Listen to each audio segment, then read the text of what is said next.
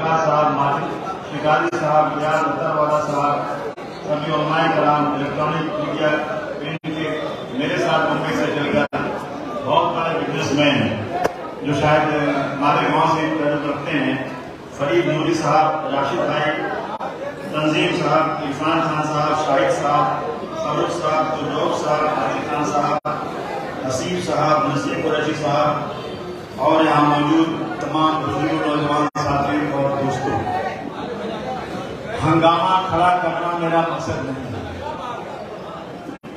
हंगामा खड़ा करना मेरा मकसद नहीं, मेरी कोशिश है कि सूरत बदलनी चाहिए। मेरे सीने में ना सही तो तेरे सीने में सही हो, कहीं भी आग लेकिन आग जलनी चाहिए।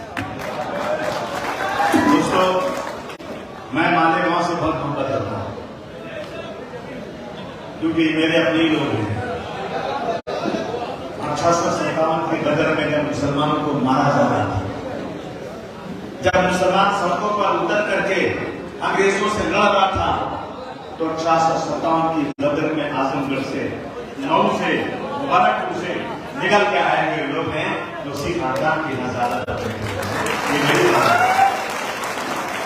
चाहे मालेगांव हो, चाहे नागपुर हो, चाहे कांची हो, चाहे भिवंडी हो, लाखों लोगों ने अंग्रेजों के खिलाफ जिहाद किया था। ये वही लोग हैं। सच कहूं मुझको ये इंसान, ये उन्मान बुरा लगता है। सच कहूं मुझको ये ईमान बुरा लगता है और हाथ फैलाए मुसलमान बुरा लगता है। दोस्तों, मैं ताजिब था, मैं कई बार कह चुका हूं और फिर कह रहा हूं कि मेरे खानदान में किसी ने आज तक सियासत नहीं किया था। मैंने अपनी आंखों से जुड़ जाकर देखा। मैंने अपनी बहू बेटियों को नंगा करके उनके साथ जो बर्फ की सीढ़ी पर सुलाकर मारते हुए देखा। मैंने एक बेटी को नंगा करके बाप से कहा गया इसको रेप करो, तो मैंने अपनी आंखों से देखा। मुझे जेल में दिया गया। मैं चिल्लाता रहा। मेरे बाप बहुत पैसे थे। मेरे बाप ने कहा कि मैं अपने बेटे को लेकर गांव चला जाऊंगा, सब प्रॉपर्टी बेच दूंगा, मेरे बेटे को छोड़ दो। 1 साल 10-15 दिन तक मैं जेल में पड़ा रहा और मैंने अपनी आंखों से देखा जुल्म जाती खुदा की कसम। उसी दिन जेल में तय किया था, अब वासिम कुत्ता भी अपने बच्चे पालता है, अगर कोई इंसान है तो बच्चे की जिंदगी कौन के नाम है।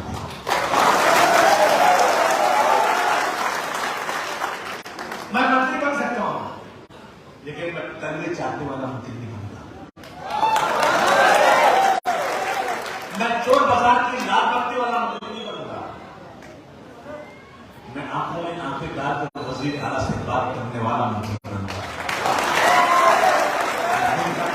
याद है दोस्तों, मैं बाबू की क्या बात करूं, मैं गरीबी की क्या बात करूं, एम्प्लॉयमेंट की क्या बात करूं। मेरी कौम के साथ जो आज हो रहा है कैसे बर्दाश्त किया जाए। भैया, मैं इस उम्र में 20 साल तक और एक वक्त खाऊं, एक वक्त भूखा। मेरे बच्चे BA पढ़ने के बाद सड़क पर खोचा लगाकर पेट पाल देंगे, लेकिन इस मुल्क में अगर शरीयत के खिलाफ कुछ होगा तो मैं अपनी जान देने को तैयार हूं।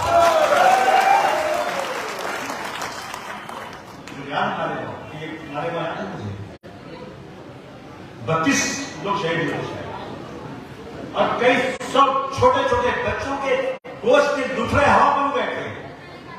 कभी बारात की थी, जिन अल्लाह ताला कहता है मैं आज पहले आसमान पर आकर मांगो मुझसे क्या मांगना है। लोग मांगने गए थे अपने पुत्रों का, वहां जा गए थे फारिया करने के लिए। 32 लाशें पड़ी थी इस मालेगांव में। मुंबई में ट्रेन में ब्लास्ट हुआ था, मरने वालों को 6 लाख दिया गया। मेरी कौम को 1 लाख दिया गया। मुंबई में ट्रेन में मरने वाले के सबके परिवार को सरकारी नौकरी दी गई थी, लेकिन मालेगांव में शहीद होते फैमिली को किसी को नौकरी नहीं दी। दी नौकरी किसी दी गई? मैं डरा था। मैंने पिताजी से बात किया, राय सिंह से बात किया, नेताजी मेरी कौम बहुत परेशान है, आप चलिए मालेगांव। जैसे मैंने मालेगांव में प्रोग्राम अनाउंस किया, कांग्रेस के चीफ मिनिस्टर थे विलासराव देशमुख, उन्होंने कहा कि नेताजी मुलायम सिंह जी को फोन किया कि मत आना मालेगांव, ये अबू आसिफ बच्ची का नाटक कर रहा है। मुलायम सिंह बोले मैं जाऊंगा, अगर अबू आसिफ ने कहा तो मैं जरूर जाऊंगा। शायद यही हाल है, पहले यही हाल है, मगर उसमें जाने लगे हुए थे। पुराना हाल था, पूरे मालेगांव में पुलिस पूरा चारों तरफ बंद कर दिया हमको एक सड़क जाने के लिए। मेरा नेता मुलायम सिंह यादव कहता है मुलायम सिंह यादव मुसलमान नहीं, हिंदू है। एक अबू आसिफ के कहने पर चीफ मिनिस्टर के मना करने के बाद भी मुलायम सिंह यादव मेरे साथ आए और मैंने मेरे हाथों से पैसा नहीं मांगा। मैंने यहाँ की जमीयत उलमा जमात इस्लामी जितने लोग थे सबको बुलाया, उनके हाथों से मैंने मुलायम सिंह यादव से लेकर 50 लाख रुपया लोगों को दिया कि उनको पैसे नहीं मिले। मैं कोई एहसान नहीं मानता, जना रहा हूं आपको, मेरा फर्ज था।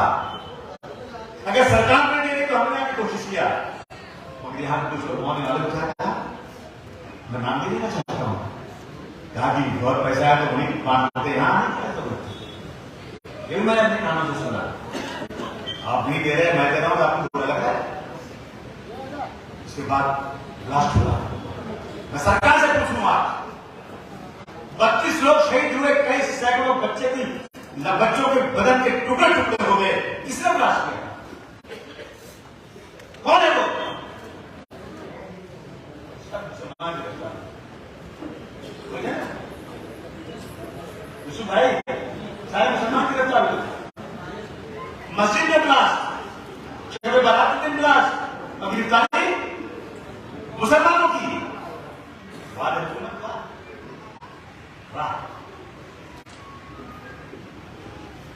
तो पकड़े गए सब, इतने साल जेल में पड़े रहे, वो तो क्या हो गया, कैसे छूटे मालूम है आपको? वो एक बंगाली था जो आरएसएस का क्या नाम था उसका, देखिए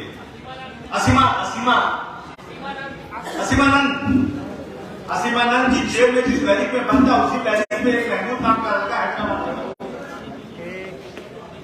और असीमानंद को मालूम था कि ब्लास्ट किसने किया। और लड़का जो था महमूद, उसने नहीं देखा, वो मुस्लिम तालीमात के मुताबिक, इस्लामी तालीमात के मुताबिक एक बुजुर्ग जेल में है, उसके कपड़े धुलता था, तो खाना खिलाता था कि ज़ईफ आदमी है, मुझे इस्लाम ने सिखाया है कि बुजुर्गों की इज्जत करो। वो असीमानंद में मुसलमानों का दुश्मन, जो आरएसएस का जो बम ब्लास्ट में बनता, मैंने खुदा की कसम किताब में पढ़ा था, न्यूज में आज भी बता सकता हूं कि सूरत के पास एक नदी के पास ये लोग एक मीटिंग कर रहे थे बम ब्लास्ट करने की, और इनके आरएसएस के चीफ, क्या नाम है आरएसएस का, मोहन भागवत को वहां बुलाया गया और असीमानंद ने कहा हम ये प्लानिंग कर रहे हैं।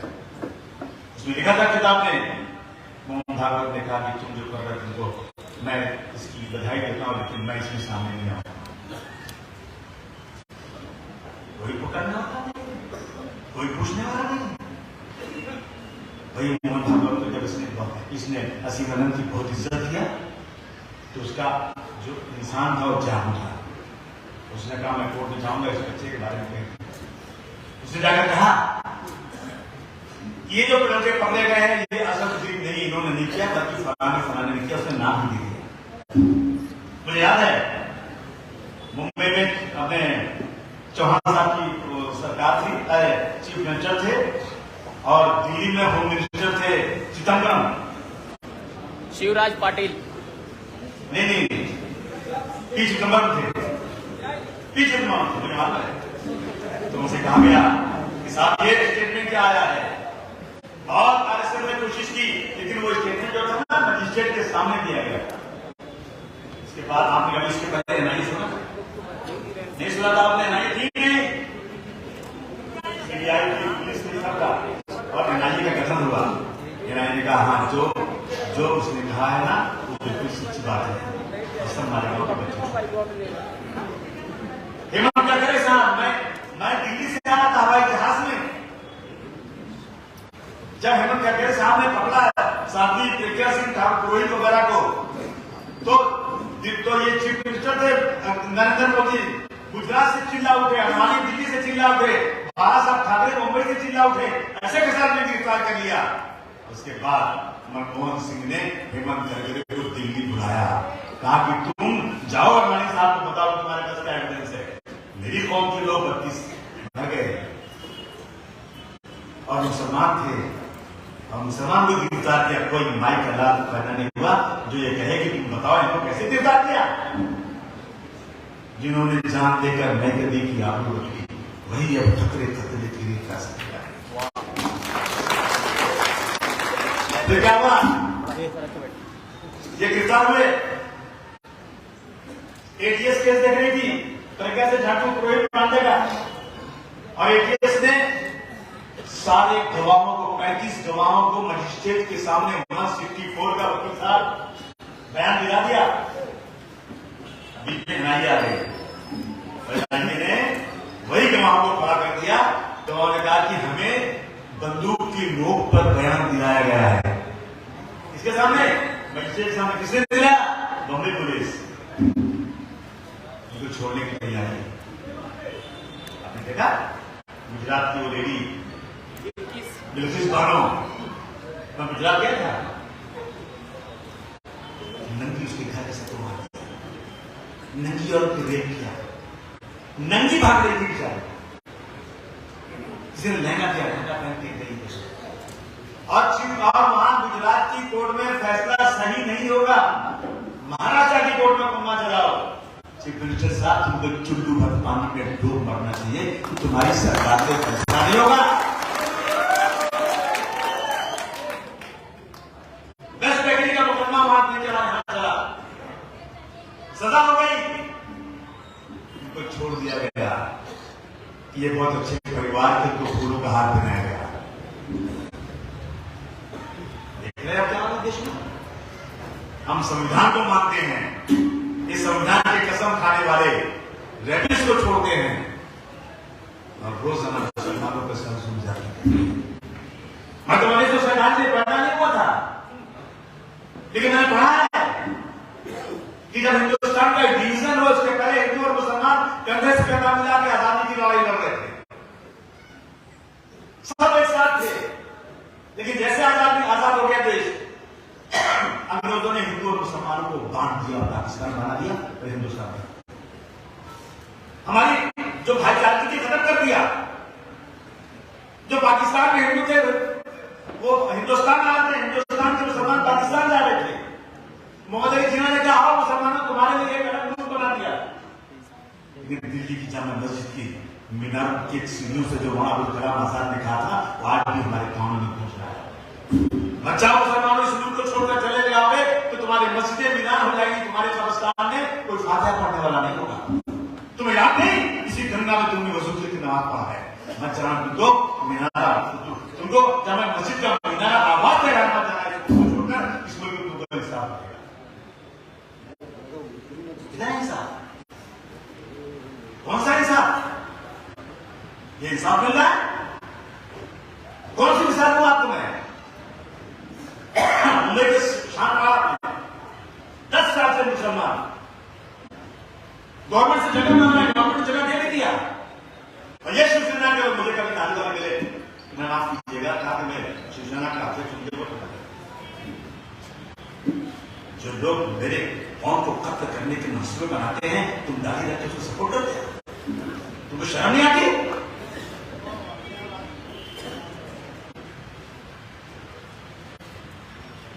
देते हैं ना उसको जगह नहीं, बॉम्बे में सरकार ने दे दिया उसको। जब वो नापने गए तो शिवसेना ने आके वहां एहतजाज कर दिया, फिर वो लोग गए कोर्ट गए, कोर्ट ने कहा कि उनको जगह दो, फिर वो गए वापस, फिर उन्होंने हटाया क्या? 5 बार मुसलमान गया कोर्ट में, 5 बार हाई कोर्ट में। कितनी बार? 5 बार पैसे जमा करने के बाद मुझे चीफ मिनिस्टर कहते अबू आसिम कुछ भी कर लो, वहां मस्जिद नहीं बन सकती, नहीं बन सकती, इसलिए कि वहां के मुकामी शिवसैनिक लीडर आरएसएस के लोग उस मस्जिद को वहां पसंद नहीं करते।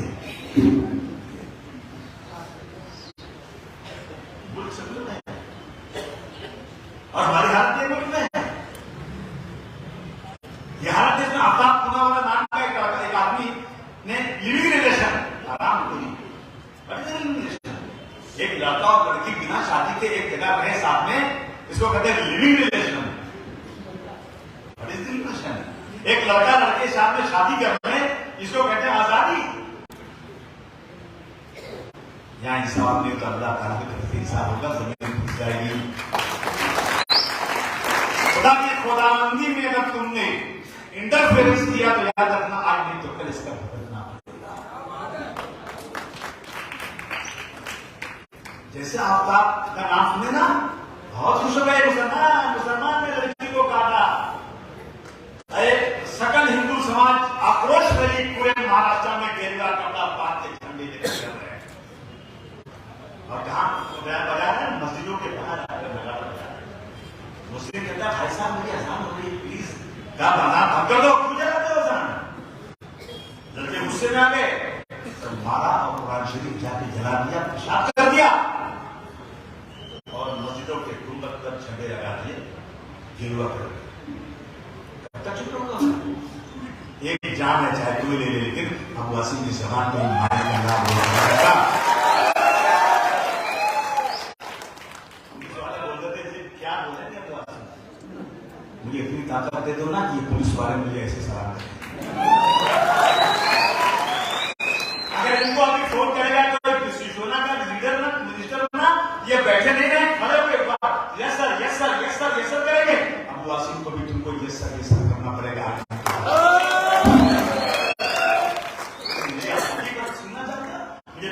अम्बेडकर के कानून ने कहा है कि आसमान की ऊंचाई पर कोई बैठा हो, अबू आसिम तुम उसके खिलाफ कानून के दायरे में लेकर सब बात पूछ सकते हो, कोई माई के खिलाफ मुझे रोक नहीं सकता। हम तो आप रुके थे कि हमको महाराज के नाम आजाद साहब ने कहा है तुमको यहाँ पर पूरा इंसाफ मिलेगा, हमको इंसाफ नहीं मिल रहा है और हम एहतियात नहीं कर रहे हैं। क्या हो रहा है देश के अंदर? सकल हिंदू समाज, मैंने कहा चीफ मिनिस्टर से बुलाओ लोगों को, मुझे बुलाओ, मैं अपनी इनको सकल हिंदू समाज आक्रोश रैली किसके खिलाफ है मुझे बताओ, या आक्रोश किसके खिलाफ है? लेने के मुसलमान के खिलाफ।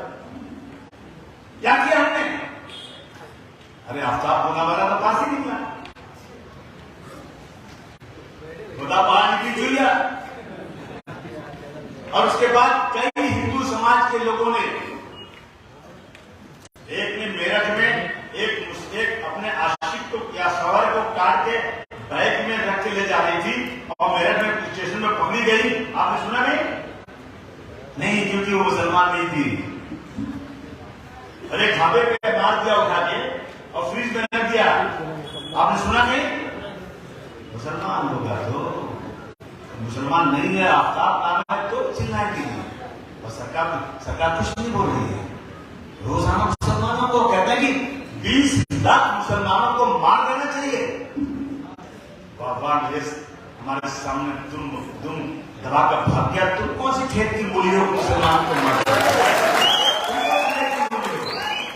20 लाख मुसलमानों को मार देना चाहिए और कहती है ये कि घर में चाकू छुरी रखो, सब्जी काटने वाला।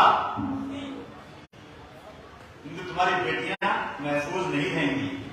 मैंने रोज आना, ये नीतीश यहाँ आया था सर, बेचारा बड़ा परेशान है तो चक्कर है पहले जब कांग्रेस के भागे, ये पहले शिवसेना में थे, बाद में खड़े रह गए तो शिवसेना का, अब फिर आए कांग्रेस से खड़े रह गए तो फिर ये बीजेपी कोई पूछ नहीं रही थी तो वहां खड़े थे। आप सोचते हैं कहीं मुझे मंत्री पद मिल जाए।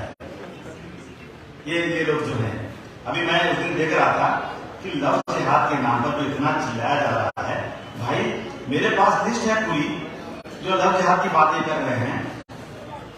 कितनी मुस्लिम लड़कियों ने हिंदुओं से शादी किया है? वो कौन सा जिहाद है? अगर एक हिंदू लड़की से मुसलमान ने शादी कर दिया तो आप बहुत चिल्ला रहे हो लव जिहाद। मैंने कहा हाउस के अंदर जिहाद एक बहुत ही रिस्पेक्टेड लफ्ज है, बहुत ही मुअज़्ज़ज़ लफ्ज है। कि जिहाद को आपने जहां इस्तेमाल किया है ना, या तो आप जाहिल हैं, नहीं तो मैं आपको कई हजार किताबें देता हूं जिहाद के ऊपर। जिहाद किसको कहते हैं? तो मेरे पास लिस्ट है, एक लड़की है, उसका नाम है शर्मीन। उसने शादी की है मनोज से, हिंदू है। एक शाजीन है, उसने शादी की है एक हिंदू से। एक रूबीना है, उसने शादी की है अवस्थी से। एक रूबी है, उसने राजू से शादी की हिंदू से। एक अफसाना है, उसने अभिषेक से शादी किया। और शादी कहां हुई? मंदिर में हुई।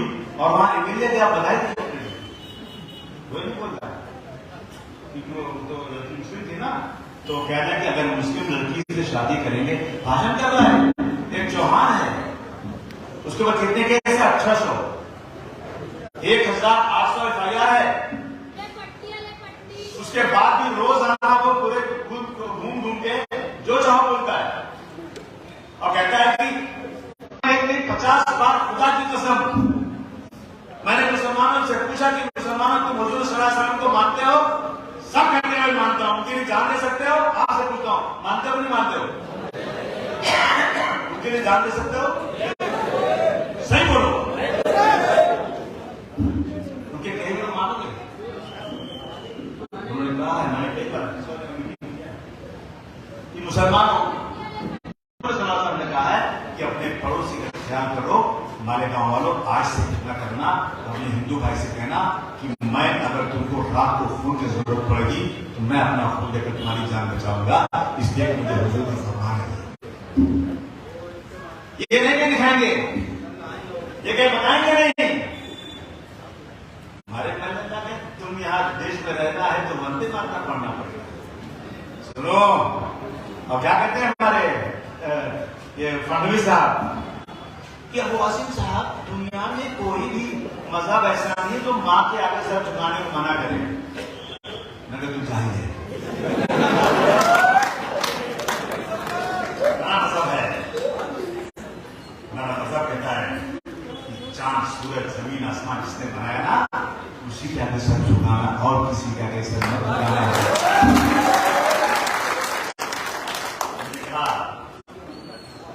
चलो चलते हैं मिलकर सरहदों पर जान देते हैं। चलो चलते हैं मिलकर सरहदों पर जान देते हैं। फडणवीस साहब, बहुत आसान है बंद कमरे में वंदे मातरम कहना। रोजाना मुसलमानों के खिलाफ, रोजाना मुसलमानों के खिलाफ। इसलिए मैं अच्छा कराया हमारे गांव में। मैंने बम्बई पकड़ा, मैं पहले ऐसा लड़का नहीं था। मैंने बोला लोगों को आगे बढ़ाऊंगा, मैं कारोबार करूंगा और मैं जो है पार्टी मजबूत करके अपनी आवाज को बुलंद करूंगा। लेकिन मेरे साथी हिजड़े निकले, हिजड़े।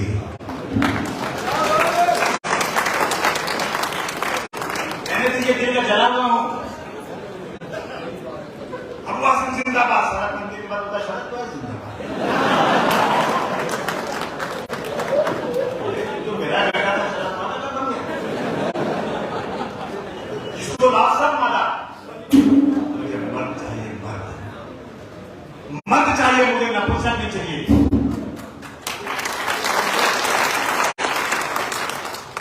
हमारा भाई जितने मंत्री बने ना, उनके बहुत पहले बन गया होगा, लेकिन मुझे आपके दिलों पर राज करना है। हमारे तुम्हारा भाई अब्बासी तुम्हारा खादिम है। 2 महीने तुम्हारे बम्बई में, दोनों मर्द हैं। जब भी जरूरत पड़े आवाज देना, आ जाऊंगा तुम। हमारा कोई भी काम सरकारी है, बस मैं शिवसेना करा सकती है, शिवसेना करा सकती है, कांग्रेस करा सकती है, उससे बहुत ज्यादा मैं करा सकता हूं। मुझे कोई फूलों की जरूरत नहीं, मेरा कोई इस्तेमाल की जरूरत नहीं।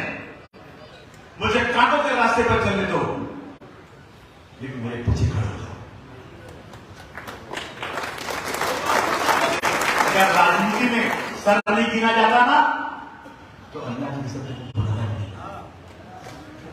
देख रहा तो मैं खुद कर लेता, राजनीति में सर गिना जाता। मैं अकेला कितना बहादुर बन जाऊं, लेकिन मेरी गिनती कितनी है असेंबली के अंदर, वो जरूरी है, इसलिए आता हूं। मैं मुंबई में मुझे कांग्रेस वाले कहते बहुत भाषण करते हो, इलेक्शन लड़के दिखाओ। बेटा लड़ूंगा इंशाअल्लाह, 2 सीट से लड़ा मैं और दोनों से चुन कर आते हैं। कांग्रेस के 3 सारे आईसीयू में चले गए हैं। साला आज तक महाराष्ट्र में कोई साला 2 सीट पे चुन के नहीं आया, या वो असम 2 सीट पे कैसे चुनता? मैंने मोदी छोड़ा था, उन्होंने मेरी जान थी। मैंने एक लड़का था, रईस नाम है उसका, उसको नेता नहीं था, उसको पॉलिटिक्स की किसी नहीं मालूम थी। वो मेरे पास आया, आसिफ भाई मैं आपके लिए काम करूंगा, मैं आपको इंट्रोड्यूस करूंगा कम्युनिटी के अंदर। मैंने कहा मैं तेरे कर, तू छोड़ दे, तू मेरे को मतलब मैं जरूर पढ़ा लिखा है, अच्छा लगा लगता है काम करने से। अरे नहीं, मैं काम किया हुआ मैं आएगा चुन। मेरे पास ऐसी जगह है, ऐसे लोग हैं जिसको हम उसको देंगे। मैं भिवंडी है क्या बिना जाने हुए रईस को जिता दिया। उन्होंने कहा आप चल भिवंडी हो गया, भिवंडी हो गया, फिर 6 लोग है मेरा। अब मुझे मारे वहां पकड़ना है। मेरा मतलब है, और कसम अल्लाह के पैसे के लिए नहीं है, इज्जत के लिए नहीं है, कौम को इज्जत दिलाने के लिए।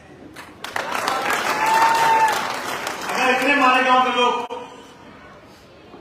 मेरे साथ खड़े हो जाएं और मुझे 1 एमएलए मरने मिले दे दें, तो इंशाअल्लाह मारे गांव की हैसियत में बदल दूंगा। मारे गांव की चमड़ा दूंगा, मेरा वादा है। इतना फंड आएगा ना मेरे को पूरा लगाना पड़ेगा, हरा थोड़ी नहीं करने दूंगा। सारे बिजली कंपनी से पैसा आएगा,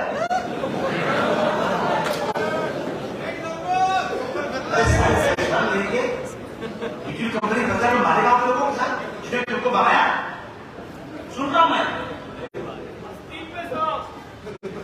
हाँ आस्तीन साहब। इसलिए दोस्तों मैं नजर थी मेरी, किसी ने बड़ा धन बड़े आदमी है, बहुत पैसा नहीं, पैसा मैंने नहीं किया क्या पैसा है ना पक्का।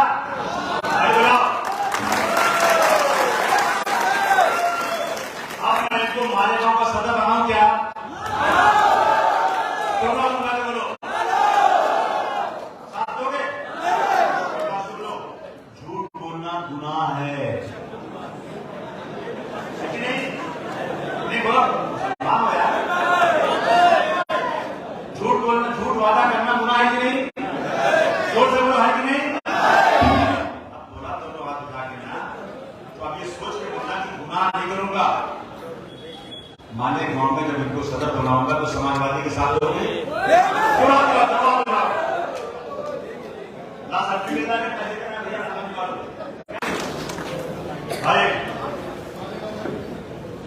आप प्लीज इसको एक्सेप्ट कीजिए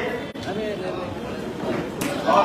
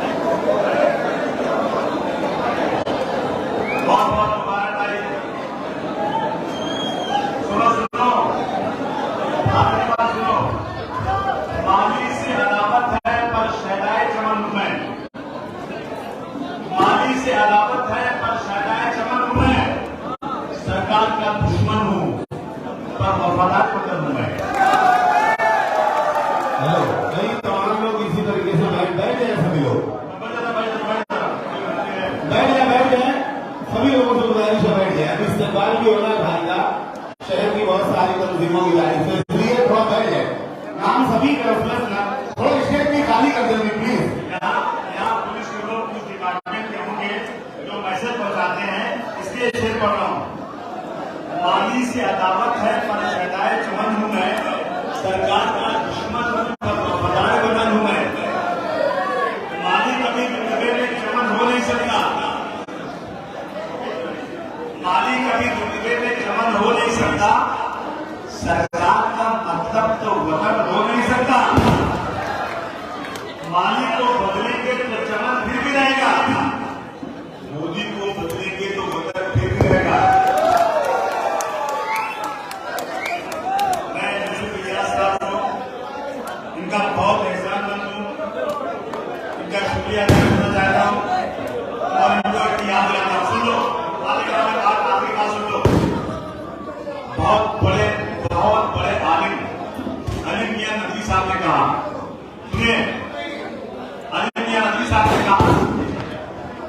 अली मियां नबी साहब का कौल है कि पूरा हिंदुस्तान पांचों वक्त का नमाजी करता है।